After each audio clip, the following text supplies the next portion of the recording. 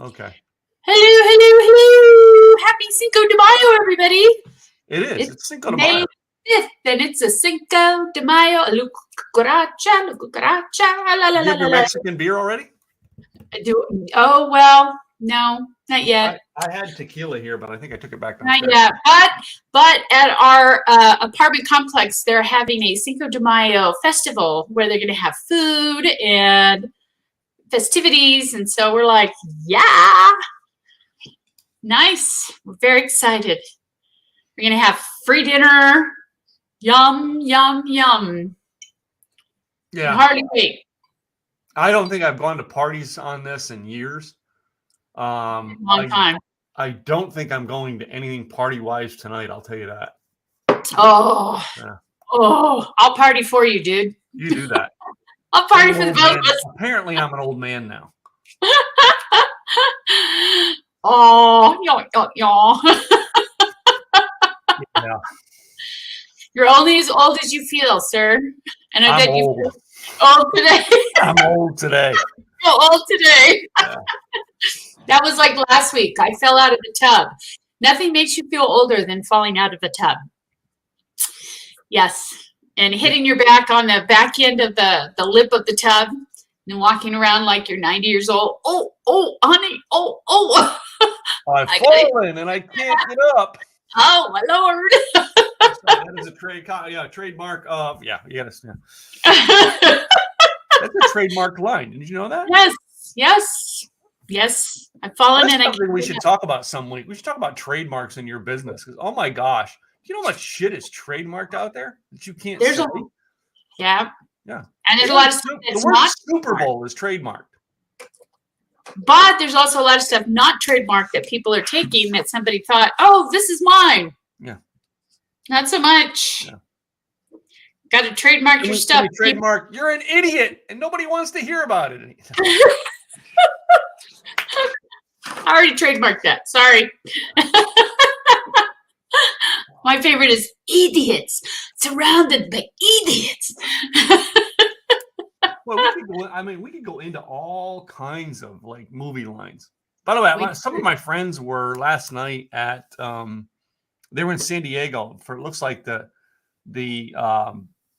launch party for Top Gun Maverick. Oh, that's right. That's coming out. Yeah. 3 years later, it's coming out. You'll remember the premiere for that came in San Diego. That's right. May of 2019. Well, and it was supposed to come out in the fall of 2019, but they pushed it back to June of 2020. But then we had a pandemic, and they pushed it off to 2021, and then they pushed it off finally to 2022. Like, the actors are going to show up to the screen party, and they're going to have gray hair now for we recorded this thing back in the 1920s. I was 23 when we did this. 23 when we recorded that. We're finally launching it. I'm so excited for this to come out. I hope Forrest's coming soon. I'm ready. Wait. Can you imagine them making a movie and then going, no, we're not going to release this, all right? And then 50 years later, some guy finds it and goes, why didn't we release this? Yep. So they release it, and everybody's going, who's that actor? I don't know him. I don't know that guy. I don't know him. Because there's the one guy into it that was like, that was his only movie. He never did. And he died. Yeah. Or the ones where you look up the cast of an old show, an old series, to see where they are now. And that was like their only series. So they're not doing anything after that. Yeah. It was like a one-time shot kind of thing. Well, no, I was looking up the other day. All right. I do this when I watch TV shows or movies that I think that, I find interesting storylines between the cast. I go look up the cast. I mean, I go look at the movie, I go look at the cast, go look at the show, things like that. If I think that a certain cast member was in two different, like I remember them from show, blah, blah, blah, I'll go look it up to see if I was right. I will do the same thing. Yeah. And like, that's like my go-to thing when I'm doing, when I'm watching a movie. I got my laptop is almost always sitting on the couch next to me. when I'm downstairs. I take it down with me, and that's what I end up doing, is looking at it from down there to see what will go on. I'm always looking on my phone. I'm not a guy to Google stuff on my phone. The other day, somebody said, Google that. I'm on my phone. I'm like, oh, hold on. I'm doing that technology advanced yet. Well, the funniest thing is, for the longest time, you would type things in until, and techie person here, you can talk into it and it'll understand it. It's a lot easier than trying to type it in. It's like, oh yeah, I forgot. So that electronic device connected to Amazon, all right, sent me a notification about, hey, we noticed you're shopping, blah, blah, blah, blah, blah, blah. And I just said her name and said, shut up. And actually yesterday, and she said, I'm sorry. I, from now on, will only, I'm like, that's my way to tell her, shut up. Shut up. Just be quiet. Don't want to hear it. Just don't want to hear it. You think that programming in that thing has gotten a reception to the people who are just sick of you? It's why I like the one on Apple, which is Siri, and I have Apple products, because Siri, I ask a question and it gives me a straight answer. The one related to Amazon gives me a paragraph and a story and the backstory. Yeah. All right. And the time of day. She likes to talk. Yeah. She's the talker. If I wanted that much information, I'd ask my wife. Yep. Yep. I'm going to get in trouble for that statement. Yep. And you were talking about another topic we would have gotten in trouble with. Oh, boy. Needless to say. So today. What you got for today? Today, we're going to, this is a topic that is kind of close to my heart, because I was in corporate for 30 years. And You're not in corporate anymore? No, not anymore. Not anymore. Oh. Thank God. Thank God. You were a corporation. Here, I thought you were just independently wealthy and you did this as like a side gig to, have fun. I won the lotto. I thought you owned the corporation. That's why you got to hang around at home now. I wish. But this is something, for the longest time, and I think we talked about this on the show, I had read a book long ago, and I still to this day can't find the freaking book that I read, but it was something I got from the library, and it talked about the model of business and the future of business. Mm-hmm. And in this book, which was literally 30, 40 years ago, talked about how business is going to be changing in the future to the extent that there's only going to be about maybe 12 people that are actually going to be employed by a corporate entity. The rest of them will be all contractors. And so we're kind of sort of moving to that, but not quite yet. But this whole pandemic thing really pushed us into a realm that a lot of businesses really pushed back on. A lot of people were asking, can I work from home? It would be so much easier if I've got kids or blah, blah, blah. And they always said, nope, won't work. Nope, won't work. Nope, not going to do it. Pandemic hit and they were forced to do it. And what they're finding now is that these individuals that they thought would probably goof off at home and not do the work are actually more productive than they are in the office. Really? And so why they're finding that is because, think about it, if you work in corporate and you're in an office, you're constantly getting interruptions, phone calls, people stopping by. Hey, can you do this or can you do that? Oh, we got this meeting in a couple of minutes, and then there's another meeting, and then there's another meeting, and it's constant interruption. So even though you're working a 10 or maybe even 15-hour day, you're getting maybe 4 to 5 hours work done, maybe. So they were finding that people working from home are they're more concentrated on what they need to do. Mm-hmm. They're happier because they're in their own environment. They get more accomplished, and they end up, believe it or not, working longer hours. Now, that's not the intent, but they end up working longer hours than what they work in. Oh, look at that. You got the matter. I was able to fix it on the fly. You got the matter. Woohoo! But this is something that's been a contentious argument, especially with management. You know why? Well, a lot of people with management feel if they cannot see the employee working or staff, then they're not working. Yeah, it's in my mind, it's a control issue. And truthfully, if I own the company as a company owner, this is how I've designed my company, right? Yeah. And like my mom and I were talking about this morning, and people saying, well, how dare they? Well, I think we were talking about it more in the line of being paid benefits to not come into work because we don't feel safe yet. All right. As opposed to like, well, we're paying you to work from home. No, we don't feel safe to come in. So like, can we still get paid, not work type crowd? And which is not the people you and I are associated. You and I associate with the people who they work no matter where they're at. They're workers. Yes. But the idea behind it is there a much more larger group of people who will go, well, I don't want to come into work anymore. I just want to stay at home and get paid now.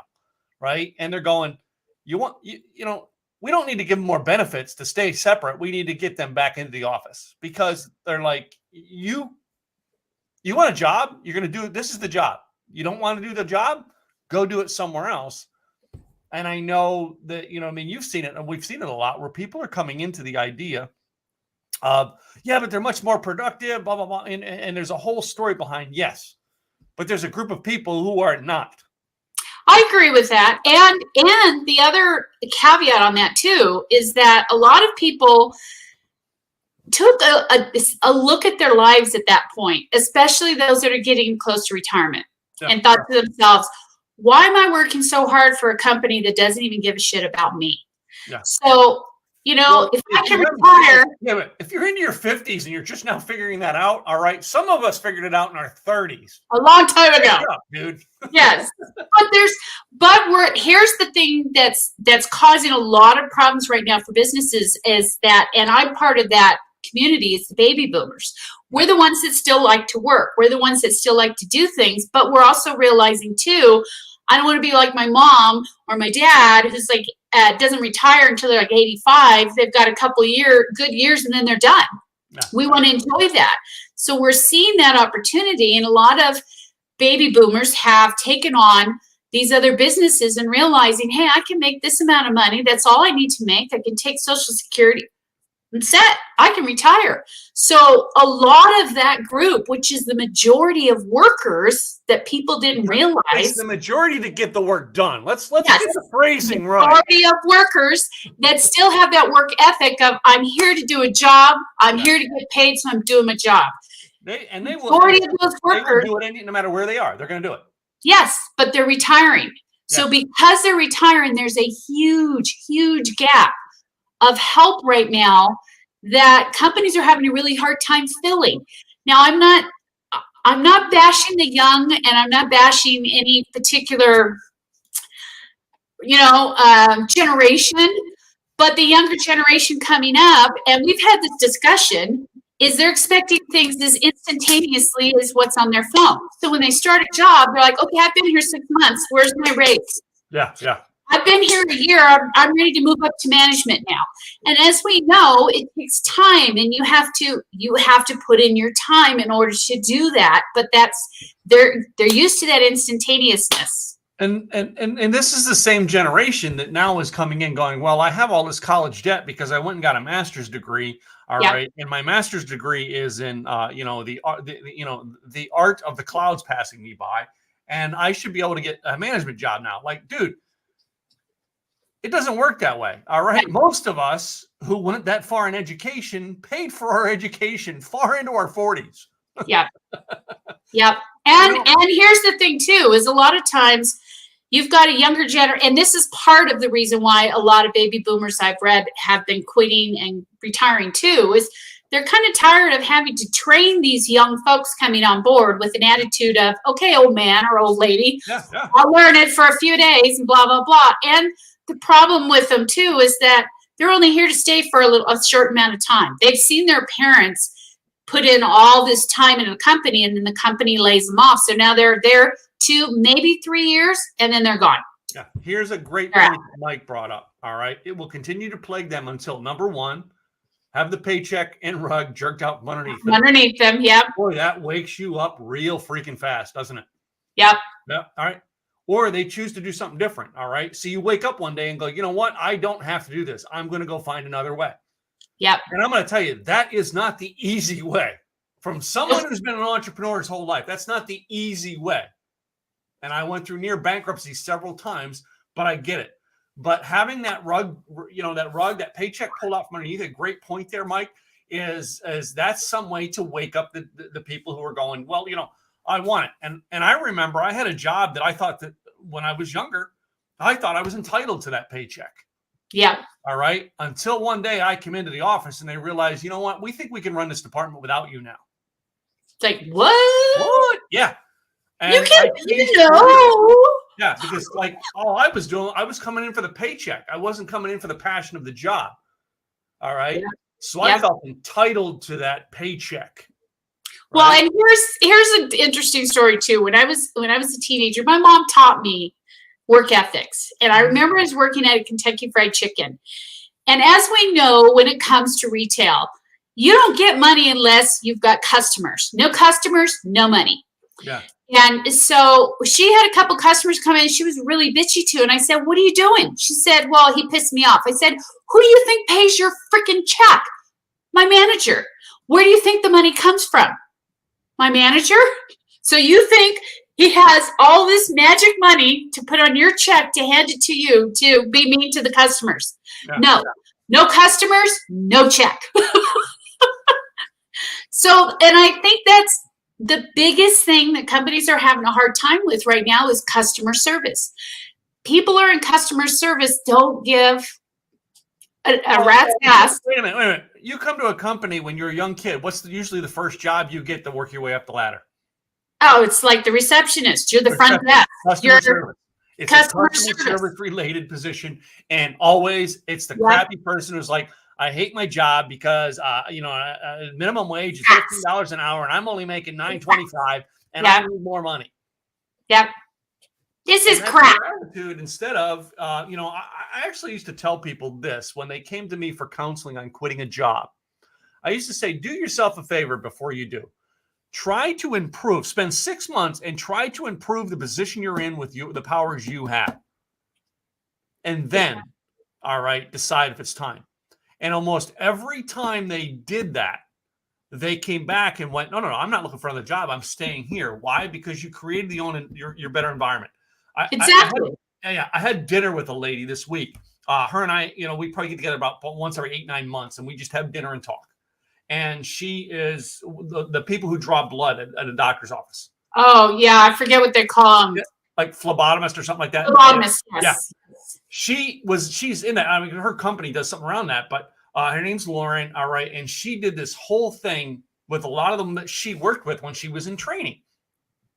And it was all about the attitude of the job. Right. And what I'm saying here is not dirty, but this idea, all right, is something that is it's a Glenn Morshower type thing when you hear it. Is she taught all the girls, she said, you know what? You're wearing this uniform that everybody else is wearing. Underneath it, wear matching bra and panties. No one knows. No one but you. But it gives you a sense of I'm dressed up underneath. Yeah. And it raises your attitude. And she said it's all about the attitude of the job. Because let's face it, it's not the best job in the world, but those people who do it love it.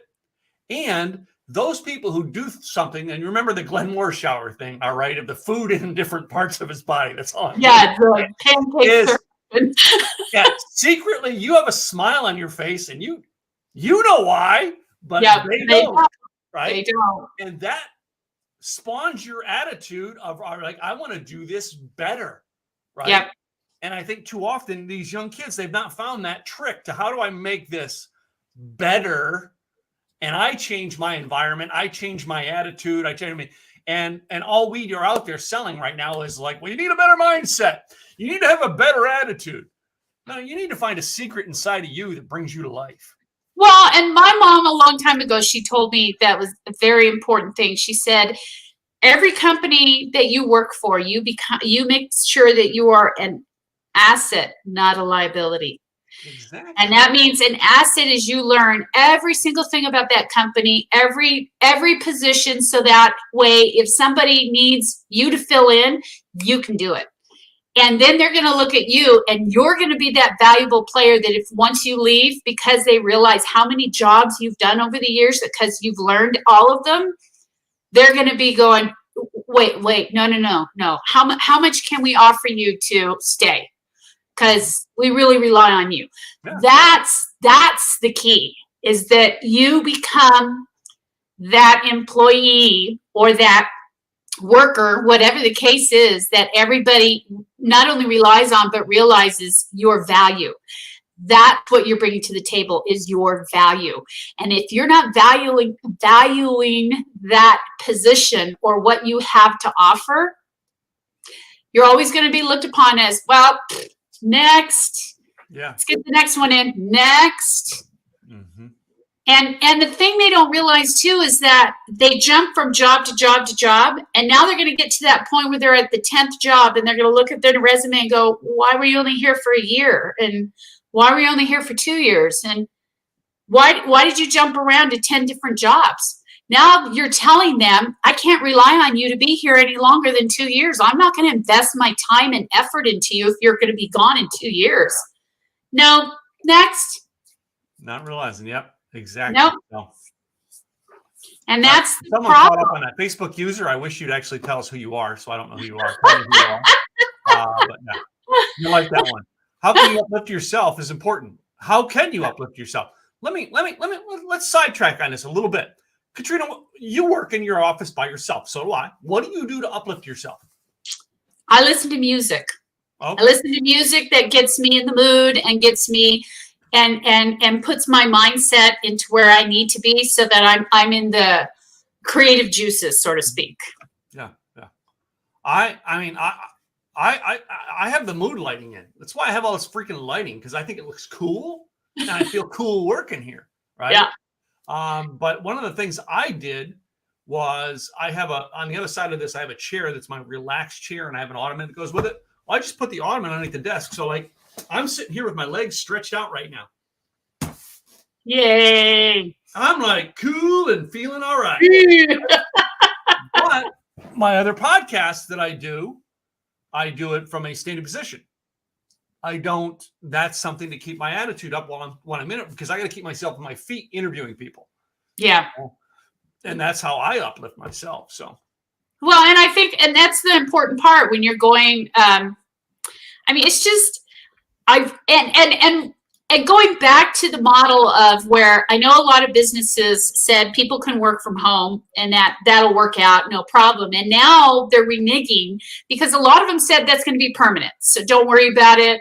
Or they're doing a hybrid. Yeah. But now they're coming back and reneging and saying, no, we've decided we want you in the office now. And you can only be home from like 1 day a week. And originally they were told 3 days a week they could work from home, and then they only had to be in the office 2 days a week. But here's the thing. This also gave the freedom for people to realize too, I don't have to live, let's say, in California and pay these high freaking costs and drive for an hour to 2 hours to the job, and then back home and spending like 4 to 5 hours on the road, spending all the gas, spending all that time away from my family. Now I get to work from home. It's more enjoyable. I'm going to get more done. But they're starting to renege on that. So now they're losing a lot of key talent that are saying, you know what, this company over here, it's cheaper for me to live there. They're willing to work this out. So bye-bye. We'll see you. That's the price of business. Yep. All right. Until that company, until possibly that company goes away and eliminates the job. Well, and here's the statistic that I wrote down. I thought it was quite interesting. The report predicted that out of 36.2 million workers, 22% of Americans will be working remotely by 2025, which is an 87% increase from the pre-pandemic levels. So in other words, a lot of companies are working towards that. And if you think about it, they're saving money. They don't have to pay for the building. They don't have to pay for the electricity. They don't have to pay for liability insurance, because guess what? You're not in the office. So if something happens, you're at home. They don't have to worry about it. And a lot of them, like I said at the beginning, are starting to go with contractors as opposed to employees, because now they're saving between 17 to 30% off the top because they're not paying for your benefits, they're not paying for your taxes, they're not paying for any insurance on you whatsoever. They don't have to pay for your equipment, they don't have to pay for your training. You pay for it all. But yeah, until we get like, I don't remember the outcome of it. You lived in California, I think, when the outcome came out of what they were going to do with the Uber drivers being independent contractors versus employees. Yeah. Because then you get the independent contractors going, well, wait a minute. I can't get insurance. It cost me twice as much to get insurance, which Obamacare, that was supposed to solve that problem. I agree. But there was a backside to trying to solve that problem that backfired, and that happens. I agree. When we try to move forward in a plan, it backfires, but that becomes the issue. And then people come in, well, I want to demand this. They want to have everything both ways, and it doesn't always work out that way. No, but here's the people who are white collar working in offices. Yeah. Imagine the guy who's assembling the shipping line. He can't assemble that shipping line from home. He's got to go into the warehouse. I agree. There are some jobs you can't do from home. They're just at this point, they haven't found a way for them to do it from home. And I get that. But those jobs that you can do from home, and even if you're a vendor or a contractor, the thing is you can charge between 75 to 80% more than what you were making. And now you can, by the time you pay for your insurance and everything else, it evens out to what you were making when you were first working, and sometimes higher, depending sometimes on. Yes, sometimes no. Sometimes let's be honest. All right. Because I've been an entrepreneur my whole life. Be honest. Yeah, sometimes yes, not always. No.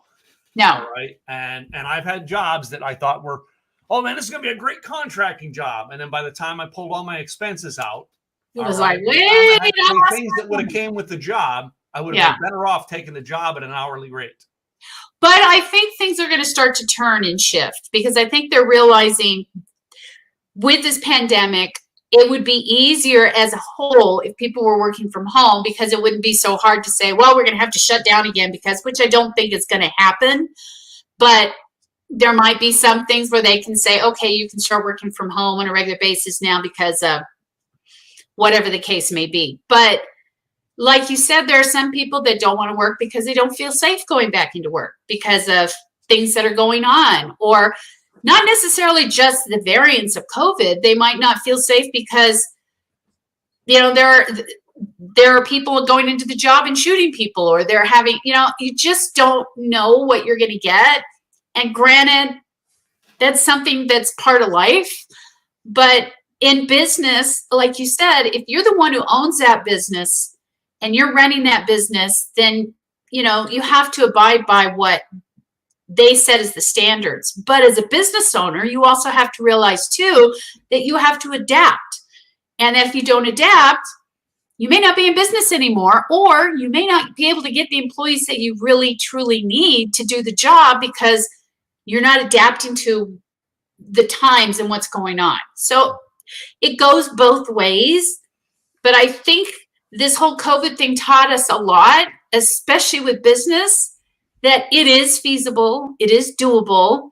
And yes, there are some people out there that can't police themselves very well, and so they don't get a lot done. But knowing that up front, if that's what you know about that person, then that person has to be in the office until they can prove otherwise. Yeah. Or you let that person go and find somebody who can work from home if that's your model. That's it. All right. And the flip side is the corporations, when we can't sit and make all the employees put the demands on the corporations.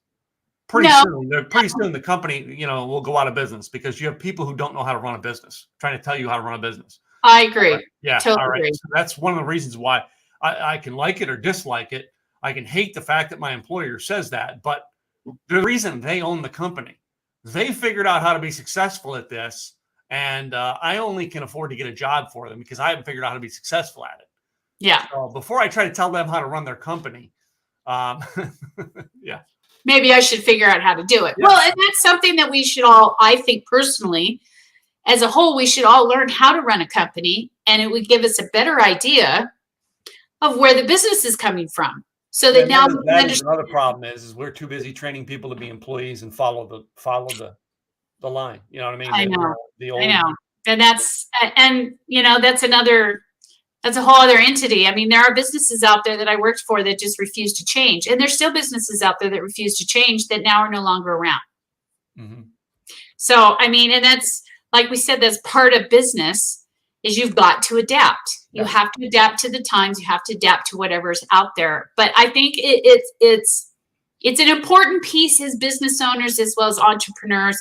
And I truly feel that eventually it's going to get to that point where now insurance is going to be more affordable because you're going to realize that, well, it's going to cost us more not to insure this person than it is to insure this person. So it would behoove us not to, make the rates so that everybody can afford this. And of course, it depends on the state you're in. Even if you're doing state insurance, it's all different cost. It's not the same cost for everybody, even with Obamacare. And they call it now state insurance or something of that nature. It's called now, yeah. But it's a different cost in different states. It's not the same in saying, okay, you live in Maryland, it's going to be this cost for you, in California. And no, they base it on the area. So if you're living in California, your price may be this much, where if you're living in Maryland, it may be this much. So, and I remember when that first came out, and the first things of that was like the idea behind it was they were wanting everybody to go get insurance. If everybody had insurance, that takes the level, you know what I mean? Because you need good people and bad people to level it out. Yeah. What it was so many people were like, wait a minute, the penalty is cheaper I'll pay the penalty rather than get the insurance. And all the healthy people did that. Well, that really threw, and they said that would happen. That really threw the cost off, because you need a bunch of healthy people to have a bunch of sick people in. So basically all the people who were jumping in to get the insurance were all the sick people. Yeah. And thinking they're going to get a discount. Well, no, you just gave the option to the healthy people who are going, well, and I was one of those. I have epilepsy and I have a medication I take. And at the time it was like my medication and my doctor's visit was like $600 a year. I'm like, I'll pay that out of my pocket. That's cheap. Yeah. As opposed to $200 a month for insurance. Yeah. It didn't make sense to me, right? No. And that's what we went to, and that's where we flip on the insurance game, and that's where we flip on almost anything in business. Is we're trying to do things, all right, to make everybody fit in. The problem is we live in a free country, and everybody doesn't fit in. No, I agree. Yeah. I agree. That was like when I worked at Amgen, and they were starting to, when we knew things were starting to move in a different direction, and they gave the opportunity to people to retire that had been with the company for a certain amount of time, and they were going to give them the big check and so on and so forth. They didn't expect that many people to take advantage of it. So they actually had to ask several people, can you stay a little longer and we'll give you a little extra if you do? Because they didn't realize how many people were going to say, okay, I'm out of here. See ya. Yeah. Well, let's flip the you know what I mean, the people leaving, you know what I mean, on a whole nother thing is how often we sit and plan our future based on what's told us to retire. Yeah. And then we get retirement and realize, because of inflation. I mean, we got a massive inflation problem going on right now, but inflation, and they realize, well, that $50,000 a year I set apart is only going to give me this much now, right? Yeah. Not realizing that, the cost of goods when I retire is going to be like probably 15 times more than it is right now. Right. Well, now's a hard time to make that. We're in different times now. That's not a continual thing, because the cost of a living is always more expensive. If you started planning it 40 years ago, right? 1980, 40 years ago. Yeah. I'm planning my retirement, and you stuck with that plan all the way through 40 years later, and then you go, oh, crap.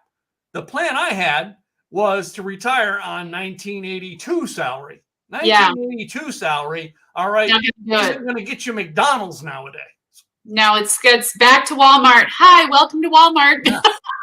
How can I help you? And that's, but like I said, those that are retiring that are part of the baby boomers were smart in the respect that they were looking at these things. So now they've made investments, or they've done all these other things to make sure that, just like myself, my husband and I bought a house in New Mexico that we're having built. And with that house, we paid for the majority of it when we sold our house in California. So our house payment, once it's done, is going to be less than what we're paying in our apartment right now. And the way we've always done things is the intent that only one person, even though we've got two incomes, we'd always base things on one income, only one income, just in case. And that's hard for a lot of people to do now because one income doesn't go far enough. No. And trying to buy a house now, it's not easy. So it's kind of a hard dynamic for especially people that are just starting out and they want to get a house for the first time. We've had this discussion too, that it's difficult because there are so many corporations out there that are buying these houses up, fixing them up, and then renting them. And now those homes that they could have afforded and possibly fixed up are gone. Or they can't get them because they don't have enough cash on them to say, okay, I'll bid you this. And homeowners, I mean, let's face it, they're looking at the money and going, wait, okay, so this guy's going to offer me cash and I don't have to fix it up and I don't have to put any money into it? Okay, I'll take it. I'm out of here. But in that respect, we're kind of hurting those people that have never bought a house before and they're trying to start that investment. Mm-hmm. And as we know, supply and demand, there's very low supply, but there's a huge demand right now. And this has been going on, I've looked at in regards to history-wise, this has been going on for a long time, that there haven't been enough supply for the demand, and it's been getting slower and slower.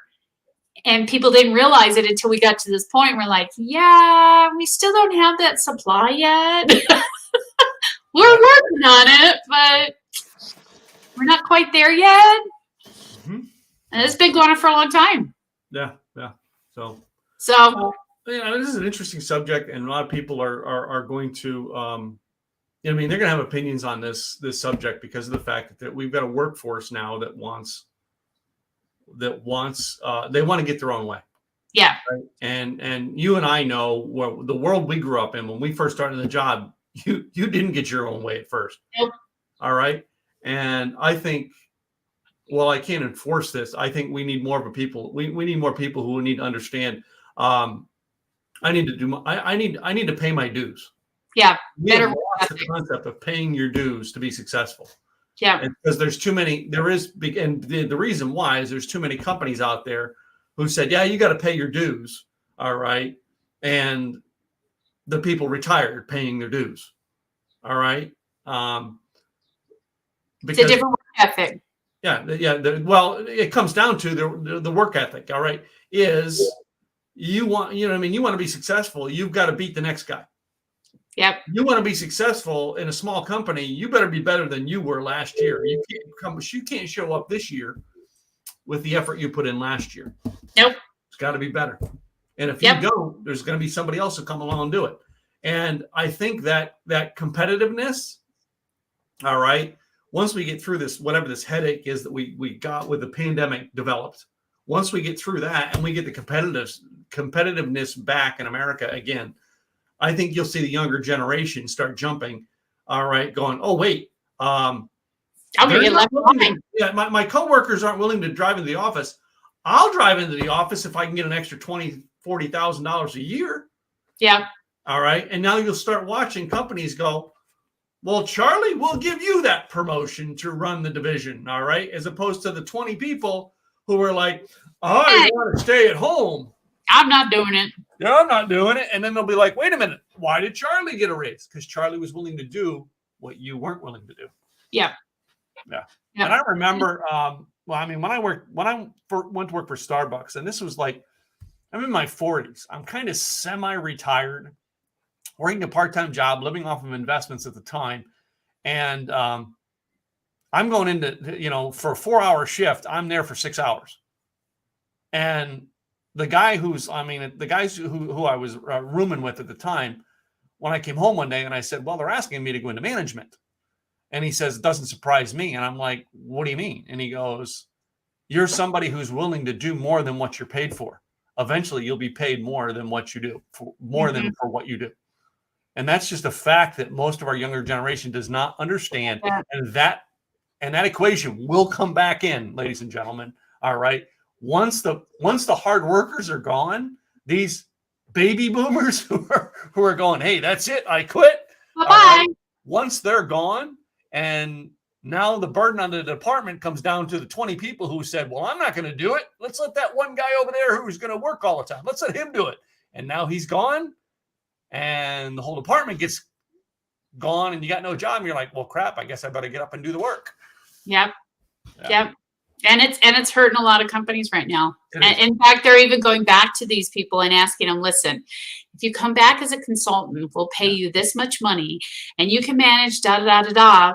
They're asking them to come back and they're paying them top dollar to do it because they realize what they lost with that retirement and what they're currently getting is not what they need. So, well, it's interesting you say this. I actually was at a luncheon last week, and was it last week or was it 2 weeks ago? I can't remember. I think it was 2 weeks ago. I was at a luncheon, and the gentleman at it is runs one of the large networking companies here, and him and his wife here in Dallas, and he was talking about their podcasting group. And he was telling me about how the guy he hired to run the podcast group, which when he hired that guy, he reached out to me and said, hey, do you know somebody who I can have run this position? Well, he said that person's since gone, and he has like a part-timer picking up the slack here and there, but he's just not getting the job done. I said to him, why don't you just get a consultant to come in and train this guy to do what you need to do instead of hiring? Because this guy's who's doing half-ass jobs going, well, I'm just going to do a half-ass job, and hopefully they'll give me his job. Not realizing that they'll go pay a consultant more money rather than give you the raise, because the consultant will come in and do the work they need done in half the time. As opposed to you who were like, well, I'm going to do half-ass until they give me the job. And he said, and I said, I'd hire the consultant and train the guy to do it the way you want him to do it. And sooner or later, the guy's going to realize that, sooner or later, the guy will either realize, or number two, you're going to train him to do the job at half the price and you save money either way. Yep. I agree. I agree. I mean, the area we're moving into, most of the folks there are retired for the most part or semi-retired. Yeah. And every neighbor I've met so far, for the most part, have said, yeah, I kind of retired from my company, but then they talked me back into coming in and consulting. Mm-hmm. A lot of them are saying that for a lot higher. So I figured, okay, I'll do it for a couple of years and then maybe I'll retire. But hey, it's easy money, so why not? Yeah. So I mean, it's going on, and I hate to say it because I love our young and they're our future, but they've got to learn that if they don't do what they need to do and put the foot to the metal and really work on their work ethics, they're not going to have that job. They're not going to get ahead. And then they're going to be sitting there going, why? I've done this, I've done that. Why don't they see my potential? So, and I've got nieces and nephews that are in that position where they've been for a year and they're like, so I went into my boss and I asked him for a raise. Okay. How much of a raise? Well, I've been there a year, so I asked for like $10 extra an hour. No. Okay. And have you proven yourself that you're going to get that $10 an hour? I don't know, but he's thinking about it. And then next thing you know, you've been replaced. Somebody I can work for because I just got fired today. Yeah. It's like, I remember one job that I went in one time and I knew I was underpaid for the job. All right. And rather than sit there and demand my things, I actually went in and just did the job. I did the job the best I could. All right. And I put a full force effort in. And I remember at the end of year one, for him, the boss, laying down the numbers of how much I improved my department and saying to me, okay, I need to give you more money. And it was like this was like, at the time, it was huge because it was like a $10,000 a year raise. And at that time, I think I was making 30 and I got a raise to $40,000, right? That's a lot of freaking money. That's 1/4 of my salary being added. Pretty sweet. Yeah. All right. And that's a 20, most people are like, well, today they're like $10,000. That's nothing. Well, yeah, $10,000 will get you a meal at McDonald's nowadays. But anyway.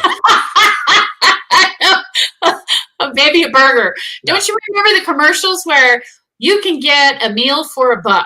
You can't even get a freaking drink for $1.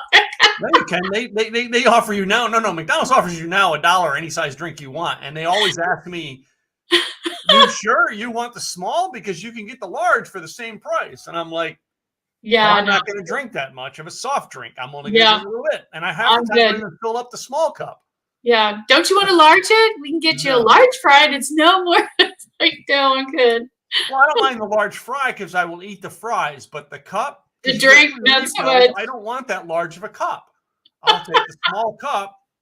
Maybe I'll refill it once, if that. Half the time I don't, Yep. you know, Yep. because I'm not going to drink that much of a soft drink. Anyway. I mean, this is a topic that, you know, it's one of those things we'll have to wait and see what happens. But I don't know. We'll see as the future goes forward. I mean, I never thought at this point, after reading that book years and years ago, that we'd even see the day that people are working from home more so than working in the office. And now we're looking at that. So you never know. I mean, I remember when my grandma would tell me, oh, they're not going to get a man on the moon. There's no way. And then she sat there with her mouth wide open. Holy shit, they put a man on the moon. Yeah. What do you know? So, you know, at this point in my life, I don't question that, you know, maybe if it's going to happen, great, let's see it. I don't say, no, that'll never happen. I don't say that anymore. 9 times out of 10, it happens, and you're like, wow, they did it. Okay. Just like talking about, wow, they did it. Wait. I was reading this, and I'm like, wow, I got to reread this. Believe it or not, there is a company that's a California-based company that is working on its first space hotel. They started this in 2019, and they've been going back and forth, and they're actually in the process of building it and working on it. And their goal is to have this done by 2025 for 400 people. It's going to be enough rooms for like 400 people. And they plan to open it in 2027, which is not that far away. And they already have the transportation to get there because, as we know, Musk, Branson, and the guy who owns Bezos, they all have the transportation to get there now. And they also stated that their goal is it's not going to be just for the elite with a lot of money. Although I have a feeling it'll probably start that way to see how it goes. And if that's the case, that's okay. They can work out the case. I'm curious, is the name Floston Paradise?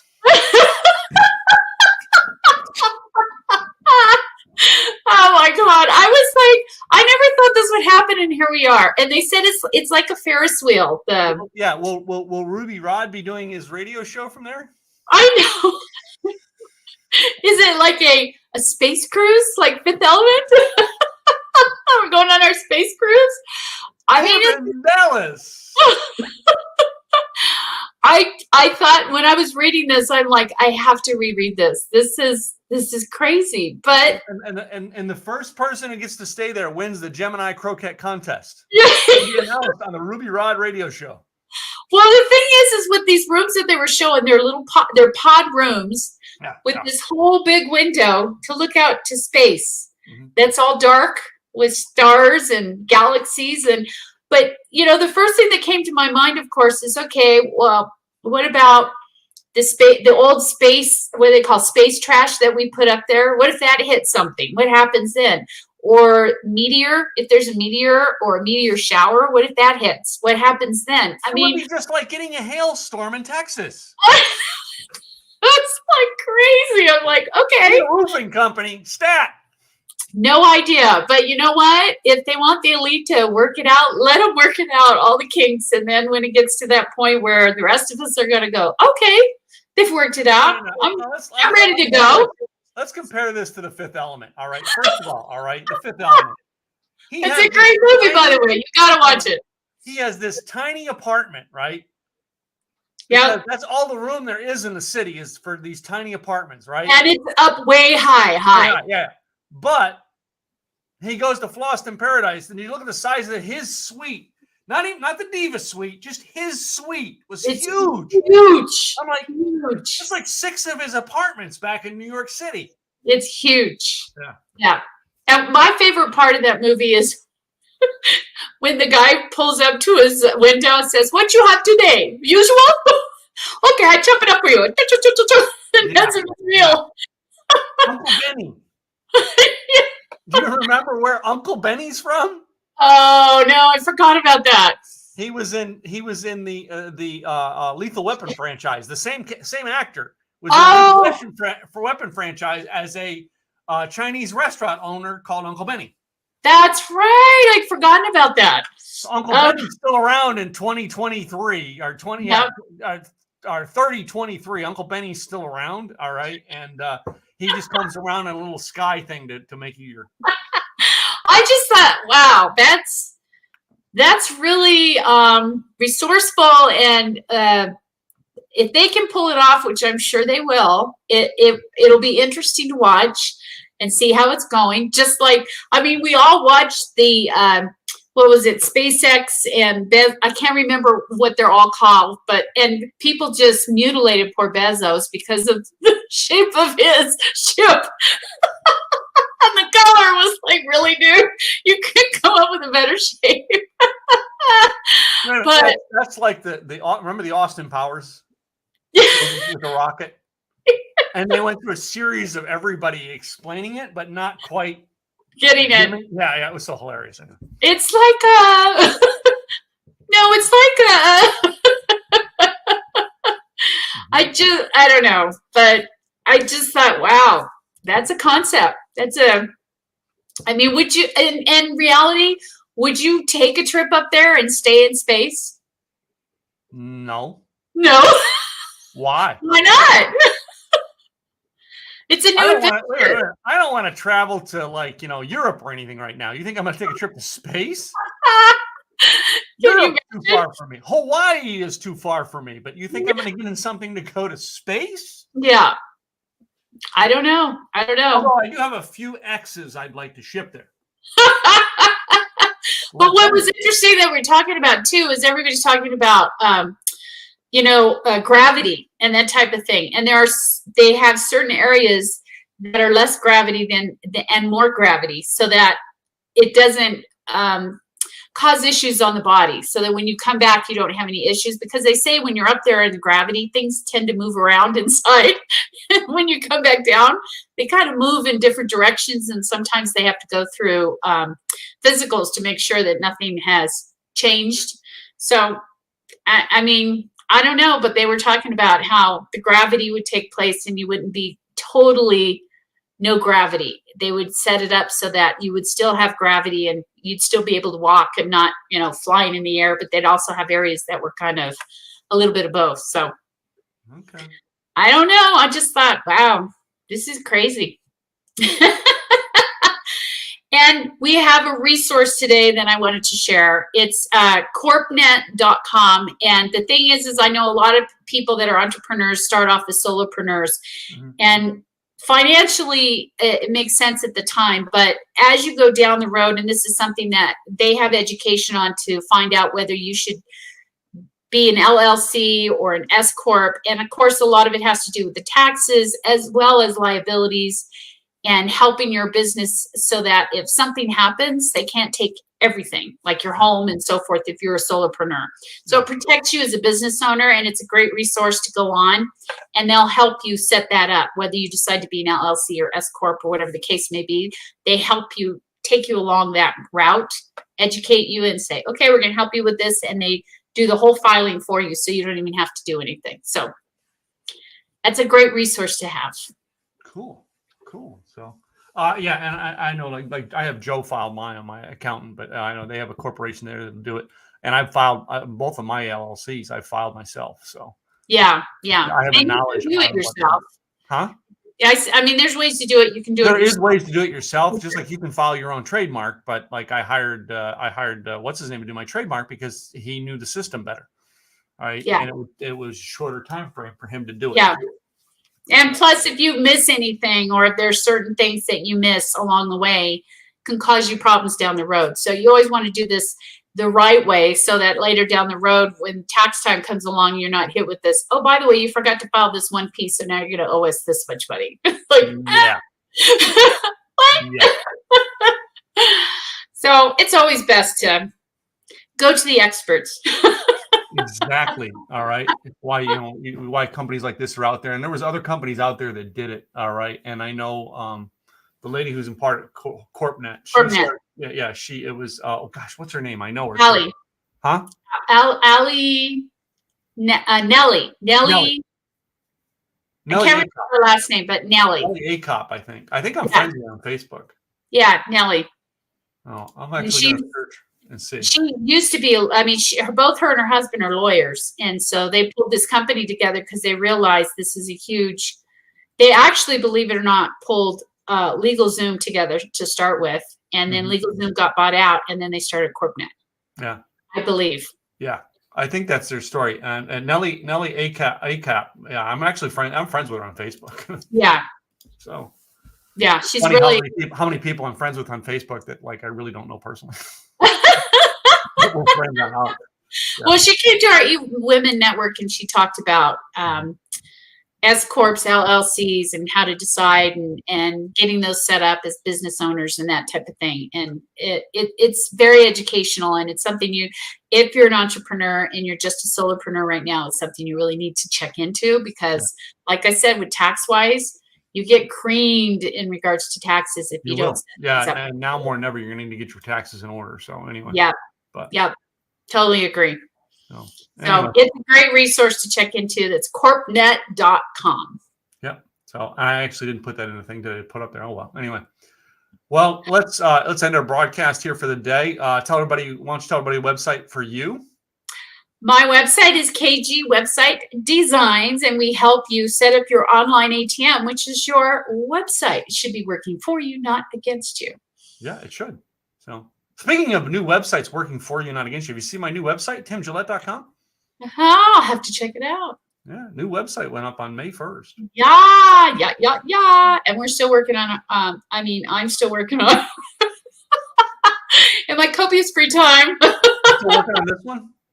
Yep, we're going to have it up soon. The majority of it's done. We just have a few tweaks to do, and then it's ready to go. I think it points to a back page on mine right now. Yeah, so we're working on it. And as always, we like everyone. We really cherish those who watch us. And thank you for joining us, and hope that you always come back. We always have interesting topics. And the topic we were going to talk about. I'm not going there. Not going there. Not going there. Well, hold on. I'm actually gonna do this because I want to show you. I'm gonna show you on screen. So.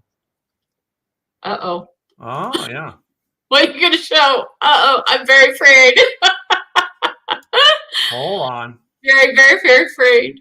Don't be afraid. No, it's just I'm gonna show you on the website because of the fact that what I have up right now. Oh. All right, so this is the new website. I'm sorry, I have a pop-up when you know that, but like the one thing on my new website is nice. I have a podcast link.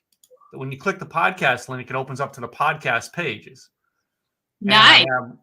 I have 3 shows. So, and it shows right now. I'm going to think of it. If you click the learn more, all right, it's not set up yet, but I got to fix it. It'll click and go to a page on that show. Got it. It's not set up yet, but anyway, and then it has my old shows, links to my old shows. But yeah, and that will actually click into the other podcasts. Nice job, sir. You did a nice job on this. It's that's what design is. It's coming right off my website. They can coming right off my website. They can find our podcast. I don't know if you're doing it off yours website too, but yeah. Yeah, I'm working on my piece too, so that I can attach them all and so forth. And I have my podcast on my website too. So cool. Yay! All right, well, that's a wrap for another week. I guess I will see you next week. And happy Cinco de Mayo, everybody. Hopefully you have a nice day and you enjoy and don't drink too much. Have a margarita and a taco and enjoy the day. Yes. Till next time. Ta-ta. Bye.